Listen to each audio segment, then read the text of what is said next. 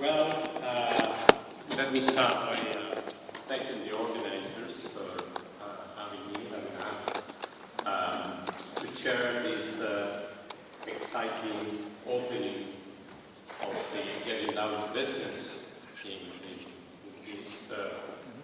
this conference. I think that I would like to highlight a couple of points as an introduction. What I see of interest in the presentations that we have today before us. I mean, the first one is that they're important because they show that the bioeconomy is not an idea, a vision anymore. It's something that is happening. It's actually happening today, but we are going to see very concrete experiences of things that are going on in building the world bioeconomy. And they are happening all over in countries, as it was mentioned a minute ago, as different as Brazil, South Africa, China, the United States, and of course in Europe. And the situations that we are going to explore today are also important because they emphasize an idea that it was stressed yesterday in the International Advisory Council meeting, and it was also just a minute ago stressed by State Secretary Schultz. That is that there is no one size fits all. And I think that we should not let that idea in the bioeconomy, and I think that we should not let that idea go easily before us. Because I think that in the diversity that it's implied as a response to the global problems that we confront, that were very well put forward in the opening of the meeting, diversity is the answer. And there is local diversity, there is regional diversity, there is technical diversity, there is scale diversity. All those are the issues that we are going to see today. And I think that that is very important. We are going to highlight that we have the palette of options to confront the problems, depending on what kind of resources and at what level of knowledge we can act. And I think that there is a tremendous potential in that idea, and that is the platform that we should use to build up the future strategies, policies, approaches. And in that sense, I think that we have in front of us a fantastic diversity. I mentioned country diversities. We have old and almost groundbreaking experiences. I mean, we have maybe the oldest experience of the bioeconomy with the Brazilian biofuel experience, the bioenergy, going back 30, 40 years back in development.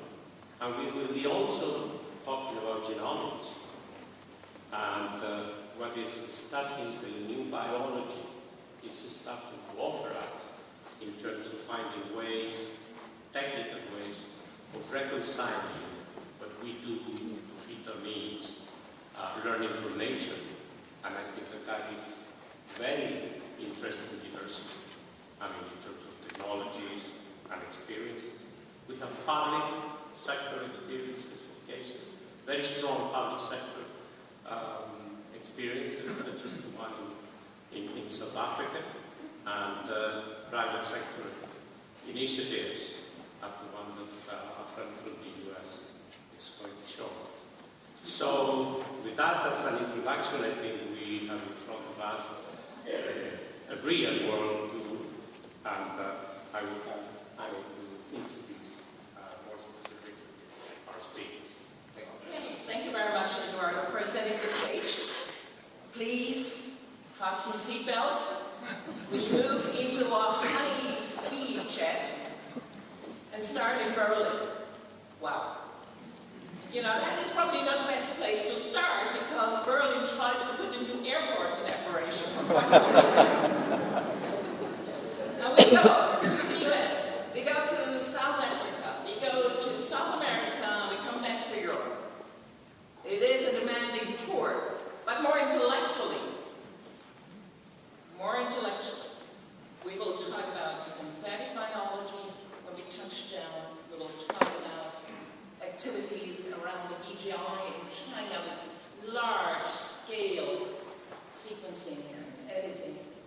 We talk about forestry when we go to Finland and Barcelona. We talk about the framing of BioEconomy in South Africa. We talk about biofuels. Super! There is no food served on this flight. Yeah, you have to wait to lunch. So, it's my privilege to be a member of the German BioEconomy Council, to be amongst such wonderful people and talk about the future. And taking it on stage with these people from all over the world is just fantastic. Thank you. So I would like to ask Jack to come up and present as the first one the commercial dimension of synthetic biology. He's actually an attorney from background and has been with the government for more than a decade. And I asked him, why did you leave government to move on to industry? And I guess Chuck can give you a flavor of what exciting business this company runs. Thank you very much for coming over. Jack, the floor is yours.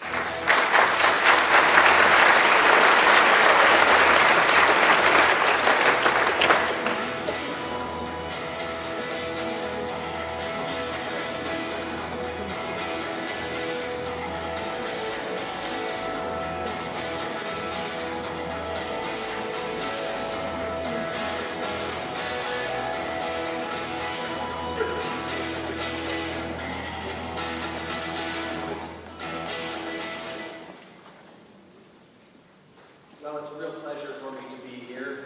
I'm supposed to be at home having Thanksgiving with the family tomorrow, but giving thanks today for the bioeconomy. And I know you all give thanks as well. It's exciting for me to be here for a few reasons. The title of my talk, Patrick asked me for some suggestions, and I suggested from burgers and biomes. And he said, that's really catchy. I don't know what it means, but it sounds very American. So hopefully by the end of this, you guys will have a clue what I'm talking about. I am in some respects the token industry representative here, even though I've only been in industry for 4 months. I spent 13 years at our Ministry of Foreign Affairs in the United States working on food, biotechnology policy. So in many ways, there's nothing we do that has a bigger impact on the planet than food and agriculture. We heard a little bit about that this morning. And I'd like to take you through some of the ways that that's true. If we were to talk about land, 40% of all the land on Earth that could be used for agriculture is being used today. The amount of cropland is the size of South America. The amount of pasture land is the size of Africa. So I think in terms of land, we would all agree that it's as big, if not bigger, than it should be. And the State Secretary talked a lot about the footprint last night and this morning. If we were to talk about water, 70% of all fresh water goes to agriculture. This is the Aral Sea back in 1973. And if you fast forward to today, what you find is that it's no longer really a sea at all. It's more of a lake, and that's because of agricultural withdrawals. In the United States, the Colorado River, the 6th largest river in America, no longer flows to the sea. These are not the challenges of 2050, these are the realities of today. If we were to talk about climate change, 10 to 15% of all greenhouse gases come from the ag sector. Another 10 to 15% come from deforestation, 80% of which is caused by agriculture. That's almost as much as the energy sector, and it's more than anything else. And yet 90% of what we read in the newspaper is about energy policy and virtually nothing about food and agriculture. And yet for every euro you invest in wind and solar, you get less than €1 back because they're less efficient than fossil fuels. Now those are clear long-term investments for our future. But for every euro you invest in agriculture, you get €1.43 back everywhere in the world. There are positive rates of returns on those investments. So you have to wonder, would consumers rather pay more for their energy or less for their food to get a cleaner environment. From what I know of Americans, they'd rather eat their way to a cleaner environment. This is off the record. I'm no longer in the government. I can say what I want. So we've already talked about the fact that we're going from 7+ billion people to 9+ billion people by 2050. There are 800 million people who will go to bed tonight hungry. There are 9 million people who will die this year of hunger. That's more than HIV, tuberculosis, road accidents, malaria. Add them all up and it's not as much as hunger. You won't see a lot of headlines though. That's 25,000 people will die today of hunger. That's 1,000 people over the next hour. That's one person every 4 seconds. How do we bring home to people the importance of food and agriculture? It's a challenge. Now, I'm going to talk to you a little bit about burgers because I said I would. And so let's break it down a little bit. How is the bioeconomy trying to redesign our hamburger? Well, we could talk about the wheat that goes into the bread. We could talk about how companies are trying to produce hybrid wheat that is more productive, or drought-tolerant wheat, or wheat that has low gliadin, so it's gluten-free or low gluten. Lots of exciting things are happening on the top of that bun. We can talk about vegetables and how companies like Aero Farms in the United States are beginning to produce those vegetables in indoor facilities that are hyper-efficient and recycle all the water and all the nutrients. And they're producing a lot of food in a very confined space, and that's very exciting. We could talk about companies like Food Free, and that's the logo there, which are producing non-animal-based dairy products. Again, very exciting opportunities. We could talk about the beef products. We have organizations like New Harvest that are trying to produce cultured beef, or companies like Transovo, which is a subsidiary of Intrexon, that are trying to improve animal genetics so that we can produce what we have more efficiently. So that in 2050 we'll be producing food for 9 billion people, but we'll be doing it with the same number of animals that we do today. Those are, again, all huge opportunities. But I want to change a little bit what I was going to talk about. Let's talk about the egg. Some of you may have read an article in the New York Times on Monday that pointed out that in the United States we consume 75 billion eggs every year. That's a lot of eggs. And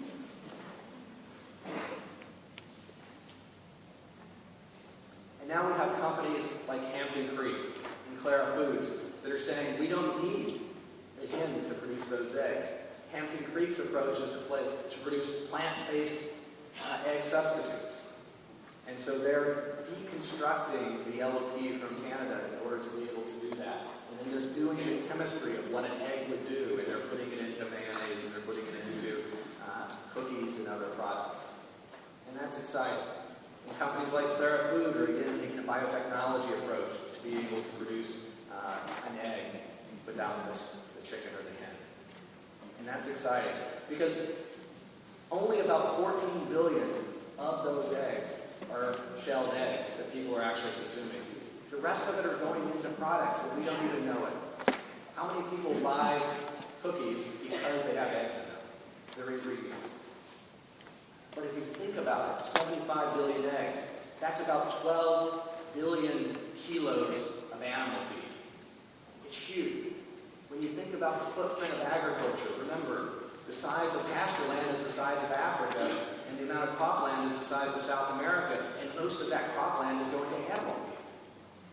So if we can greatly reduce the need for that animal feed, we can have a huge impact on the planet. We can reduce its footprint. If we were to talk about fisheries, well, about 85% of global fisheries are currently at risk or in decline. And yet the Food and Agriculture Organization tells us that we need to nearly double the amount of seafood that we consume by 2050. Well, how can you do that if you can't get any more fish from the ocean? Obviously, it's all going to come from aquaculture. And yet aquaculture is constrained because today all the omega-3 fatty acids, which are the healthy part that everyone's trying to get out of the seafood, comes from the oceans. We grind up all of those fish and we feed it to other fish. Obviously, that's not a sustainable solution. We need to find new sources of omega-3s. Those could come from plants, like camelina, which is work being done at Rothamsted in the UK. It could come from yeast or bacteria that produce it. But it can also come from companies that are trying to produce those fish more efficiently. So some of you may have heard that the Food and Drug Administration in the United States approved the Aqua Bounty's Aqua Advantage salmon last week. So it's the first genetically engineered animal for consumption that's been approved anywhere in the world. And it achieves normal size in half the time. And by doing that, it consumes 25% less meat. Imagine if tomorrow all of our animals were consume 25% less meat. That's like taking a quarter of American agriculture out of production. It's huge. It would have a huge impact on the environment. And I should mention that Aqua Bounty is a majority-owned subsidiary of Trexon. So I'm deeply involved. I'm on the board of directors of Aqua Bounty. And these companies have an opportunity to change how we do it. All of these would be land-based aquaculture, closed facilities, all of the water, all of the nutrients recycled. So these are opportunities for changing the way we do agriculture. And this is all important. But instead of talking about the microbiome, I'm going to talk to you about something a little different. Because based on the conversations I had last night, one of the things that to me seemed a little bit absent were more people from industry. Now, I spent a lot of time doing food policy at the Department of State, and people often ask me, what's the difference between what you do on food policy at the State Department and what they do at the Department of Agriculture? And I said, that's easy. At USDA, they do things, and at the State Department, we talk about doing things. I know, but if you don't talk first, you have a problem, right? So it's actually really important that we talk. And the reason I mention that, though, is in some ways that's the difference between how the bioeconomy is being discussed in the United States versus Europe. Here in Europe, we're talking about what can we do to get the bioeconomy going? How can we regulate? How can we coordinate? And in a lot of ways, in the United States, they're doing things. We have all of these startups that are out there creating new opportunities. We have entrepreneurs that want to invest in these companies. They're desperately trying to find new opportunities for the bioeconomy. And then you have organizations in the United States like SynBioBeta that are bringing these entrepreneurs to Europe in order to talk about it. We also have organizations that are bringing investors to Europe, trying to get that investment going here in Europe. And so we need to really close that gap. We don't need to just talk about policy. We also need to talk to the people that are going to implement that policy. And the United States needs to do more to talk about what those policies are going to be. So we need to bring together the policymakers, the academics, the industry leaders, as well as the people who have the money. Because that's how we're really going to make a difference. So I'd like to conclude by saying that we have a lot of people with PhDs here, and I admit that I'm only a lawyer. But my wife does have a PhD. Now, I have degrees in biology, chemistry, psychology, environmental science, and law. I'm all about quantity, and she's about quality. But when you think about science, the challenge is that if you lead with science, you lose with science. Those who agree with you more, and those who disagree with you more. So scientists need to find a better way of talking about what they do. And it's important that we begin to talk about personalizing our stories, because all of the scientists I know go into science for really great reasons. They're really trying to save the world. We need to acknowledge people's concerns. I know that there are a lot of people that don't like GMOs, but I've never met a single one who was anti-science. I've met a lot of people who didn't trust the government and didn't trust industry, but they all love science. Now, we might disagree with what their views are, but we can't disagree with their concerns. We need to find ways of connecting with each other, and obviously that's what this conference is all about. And then we can begin to build trust. And it's only at the point that you build trust that science has any role to play. If people don't trust you, science doesn't matter. And if people do trust you, science doesn't matter. So scientists need to stop telling people what they do and tell them why they do it. And I hope we're going to talk a lot more about why we do what we do over the next 2 days. Thank you very much.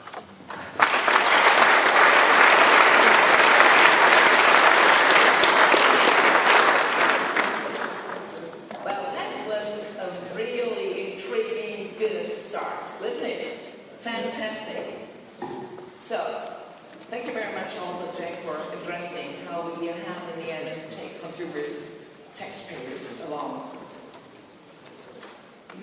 So it's my pleasure now to say again, fasten seatbelts. We move on to the next station, which is in China, and actually it's a place where you can see dimensions of genetic screening, editing, like nowhere else on this planet. And we're so privileged to have Lan Ni here. He just moved back to China, but having spent some time in Europe. Of course, that's very important. Our study partner here. Super.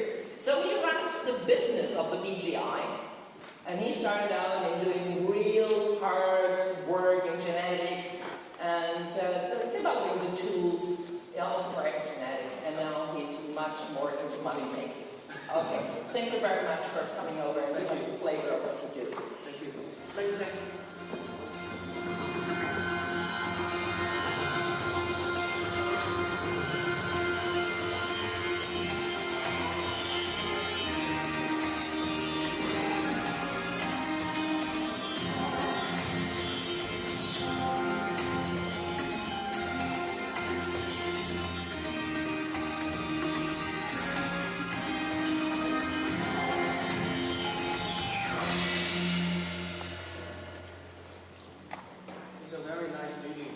Many thanks to the organizer for the invitation so that I can have the chance to be here to give a talk about the BGI perspective and what we are doing in China on the big data and synthetic biologies for the human being better life.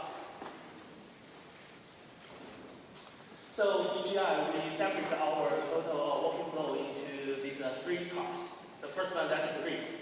Simply speaking, that is to generate the data, the transcriptomics data, including the genomics data, the RNA information, transcriptome information, and also the proteomics information. And also we have collected the phenotype information, such as the clinical tracking information from the hospital. The second part in our total, the entire working flow, that is the interpret. We have to combine all of these big data together and work together with our global strategy partners to interpret what is the knowledge behind this big data. The big data, that is just raw materials. The knowledge have to generate through this interpretation and the data mining. The third part of our entire working flow, that is the application. Actually, we want to go further into the manufacture. So the synthetic biology is the strategical step in BGI, the global strategy. So the first part, the read. Actually, BGI, we are the platform.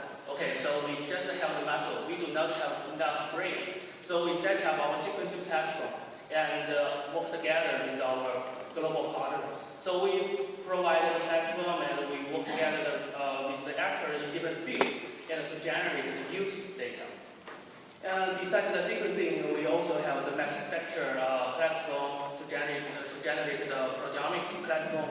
The most important thing, and I think that is the core value of BGI, because we have the bioinformatics team that is more than 1,000 people, the bioinformatics expertise in BGI, and we have the high throughput computer platform. And until 2014, we already have the storage capacity that is 22 PB.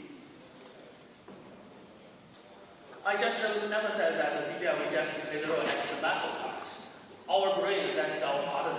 We already collaborate with our global partners to generate 586 plant and animal reference genomes. And this data, including the agriculture part, and also that is just for fun, for the scientific research, including this digital library. And also we have some projects for the potential industrial applications, such as the silkworm and the palm oil tree. The second part of our total working flow is the interpret. We combine the transcriptomics data, the environment conditions, and also the phenotype information together, combine them together. And we work together with the experts in different fields to get to see for the knowledge behind these big data. So, if we can get some knowledge from this big data, the clinical medicine is the first application direction right now. And right now, I think that is a very hot conception is precision medicine. And actually, that is some kind of the application by using the genetic and genome-based big data. Right now, we already work together with the Chinese healthcare system. And we are providing our genome-based genetic testing to the Chinese people. The second part, that is the genome-assisted breeding. I have to emphasize that we never perform any GMO in China and also in BGI. We just by using this genomics-assisted breeding to accelerate the procedure on the natural selection. We just perform that. We never do any modification. The third part, that is the application. When we combine the big data and the synthetic biology, finally we want to go into this biomanufacturing. To be honest, on this till today, the BGI synthetic biology platform is just a startup, and right now we want to set up this platform just to learn how to do it, just to know the future and how to perform this in our industrial scale. So in our perspective, actually, the biomanufacturer needs something from the synthetic biology. The major two things. The first one, that is the DNA synthesis and the assembly techniques. Because we always play the role as a platform, so we focus on the tools. As for how to use these tools, we truly need a partner to tell us. The second one, that is the knowledge. Because we can generate the big data, and we can set up this knowledge base. And how to use it, how to share it, and how to hold it. To be honest, that is related to a lot of political issues and ethical issues. But BGI, we would like to open our mind to accept all of the commands, and we would like to perform this in the right way. So this is the basic platform used in BGI for the DNA synthesis. That is the microarray-based platform. Because right now, BGI, we already developed our own sequencing machine, and so that we can control the cost to generate the data, and also we can control the cost on this part to other quality control.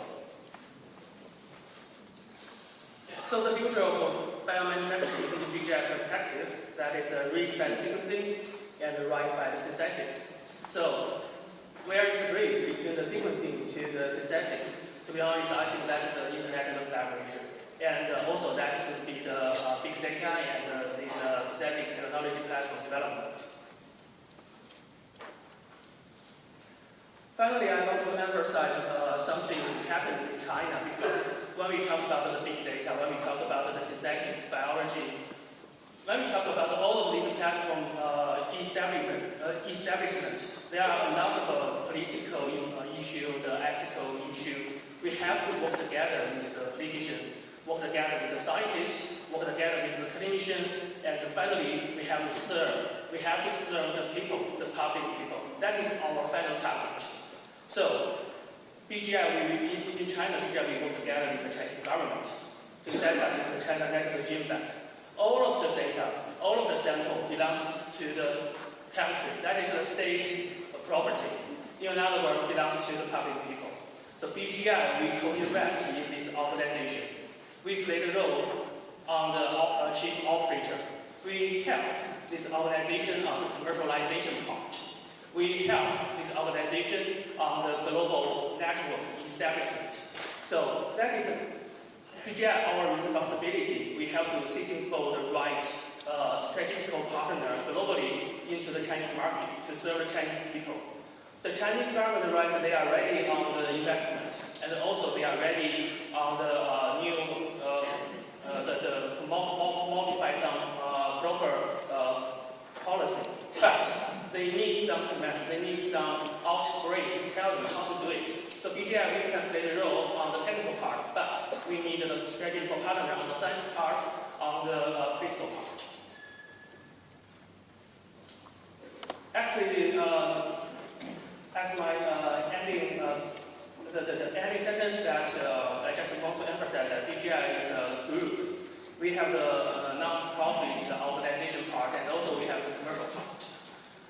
The BGI, our dream that is to promote the bioeconomy in China.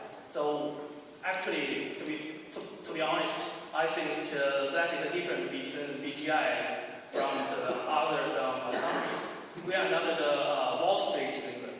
We just want to promote this technology and serve the Chinese people. So that is our dream. Thank you very much.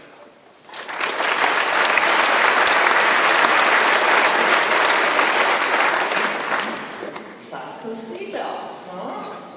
Thank you very much, Dr. Lee. Hold on a second. Now, do you think if we would sequence the genomes of these 800 people here, we would identify the affinity gene for bioeconomy? What would it cost? That is the key question. Actually, I think the first thing we have to get an allowance from the people. Do you want to share your information to the society? That's the key issue. So we have to respect it. As for the cost, actually that is the BGI effort we are trying to do. We would like to make it true in the soon future. The sequencing will be free.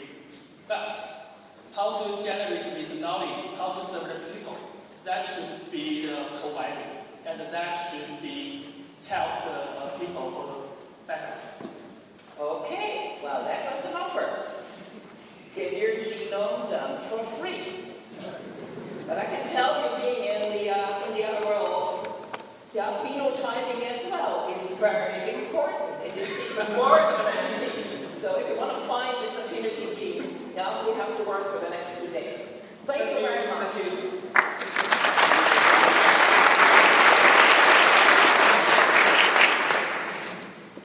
We immediately cross again the ocean and come down to South Africa.